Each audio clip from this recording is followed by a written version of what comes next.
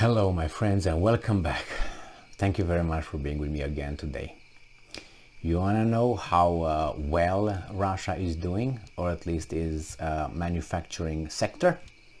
I can tell you is doing better than the United States is, because the United States doesn't have one to start with, aside from or apart from the military manufacturing sector.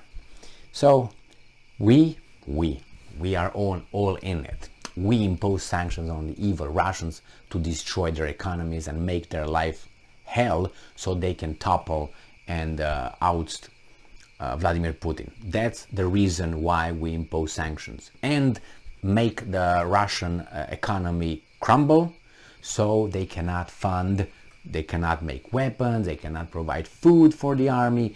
People on the front will rebel, like for instance in the First World War, and turn their weapons toward Kremlin, to Moscow, and Putin will receive the justice Benito Mussolini received in Milano. If you remember, there are pictures online, upside down, naked, with his head like this, and people defecated on him or peed on him, kicked him, spit on him, all that.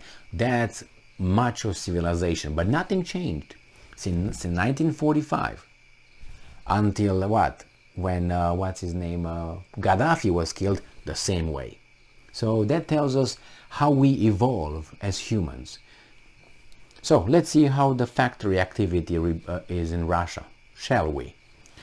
This article comes in from Reuters from September 1st, 2022. Russian factory activity rebounds at February 24 rate. They're back in business, and we are too, because we don't have any. I mean, if it's dead, you can't revive that one, right? So activity in the Russian manufacturing sector increased in August at the fastest rate since January, driven by stronger domestic demand that boosted sales, a business survey showed on Thursday. The S&P Global Purchasing Managers Index PMI rose in August to 51.7 from 50.3 the previous month, climbing higher above the 50 mark that separates expansion in activity from contraction. There you have it. Output in the sector increased in August after 6 months of contraction that began in February, the month when Russia sent tens of thousands, billion of people, troops in Ukraine, triggering unprecedented Western sanctions triggered.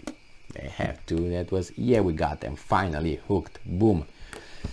All right, the increase in new sales in August was the fastest since April 2019, as companies cited the acquisition of new consumers and stronger client demand in the domestic market.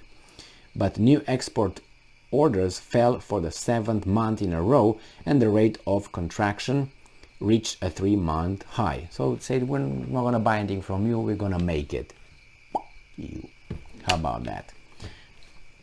That's why Hungary needs, or Poland needs, the funds from the European Union, from Brussels, in order to survive as a country, because they produce nothing. So they need money so they can pay their people, so they have a certain standard of living. That's how it goes in Romania, and the same thing over there. And the Brussels says, hey, Warsaw, you're gonna change those policies, your little things, and we're gonna give you the money, because without our money you can't survive, because you're not self-sufficient. We got you there because we told you do this, you do this, you do this. I can tell you about what happened in Romania. The same thing. They told Romania, well, you're not gonna make wines, you're going to make a little bit less wine. You're not going to produce it, because that's Italy's and France's job. You don't do that. Now, milk, no, about milk, is going to be Hungary is going to make milk. This is how they talked over there. No. Steel industry, it's not you who's going to make steel, okay? It's going to be a different country who makes it. And they did all that. So Romania does what? Buys what other people make. And you know what? They borrow money from the European Union to pay the salaries of the consumers of the products made somewhere else. That's how the things go over there. So Romania doesn't produce shit. Okay? Maybe produces services, okay? How do you pay the population?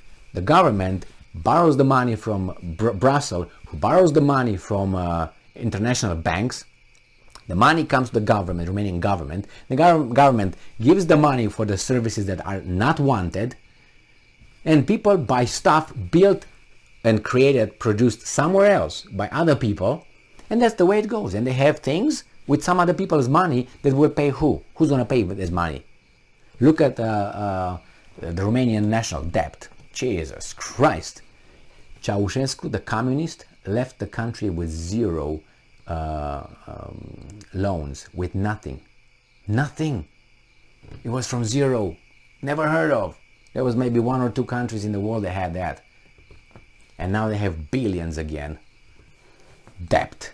National debt. No national debt when Ceausescu, the communist, we had money in the bank, the Romanian bank. Oh, that's a good thing. But the Romanians starved and so on. Yeah, he was dumb. He didn't know how to balance it. But I'm just saying, you could have been more calculated. What did you do?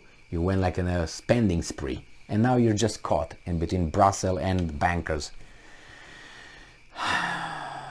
Yeah. Oh, okay. So businesses' confidence among Russian manufacturers remained upbeat, even though economic hurdles remained, the surveys showed. Optimism was reportedly driven by hopes of greater client demand and investment in marketing and advertising. The degree of confidence was below the serious average, however, as economic uncertainty weighed on sentiment, S&P Global said. Well, they will be self-sufficient. That's exactly what Putin tried for some time already. And whatever they need to get, will get from friendly countries. Not the ones that you go and put your money, like $650 billion, in investments, in foreign investments, and those guys are just freezing your assets. Great. Good job. So what are you going to do next? Don't make business with those banks. Don't make business with those companies, with those countries, and let them be. Don't invest over there. Invest in countries that are friendly. And you grow together. Not at a faster pace or get a higher return on your investment. Lower, but at least you're independent. You want to be a slave and have a high life? Okay. Like us? Yeah, that's a deal. Or you can be free and have your standards of living a little bit lower. But I'm suspecting we're going to have a lower standard of living, and we will not be free. So we don't get the best of either sides. As I say lately, because I'm just getting fed up with this, beating around the bushes, is you're going to own nothing and we will be happy because we don't own anything, and we're going to be happy, man. In garbage, we're going to roll around in nothing and we'll be happy. Why? Because they already started, how do you call it? Not legalizing certain kind of things. So that's how you're going to be happy. Pop, pop. That's great. You're going to do that. You're not going to own anything. You're going to be like, who's going to work? I wonder. Are you going to give us something that we're going to be like, it's time to work. Oh, let's go. Some methamphetamine here. Oh, let's go. Is that going to be? And when it's time after work, okay, let's go opiates now. That's how it goes. We're going to be devolving to an animalic state. Thank you very much for being with me again today. Stay strong, stay smart, look for the truth, and be just.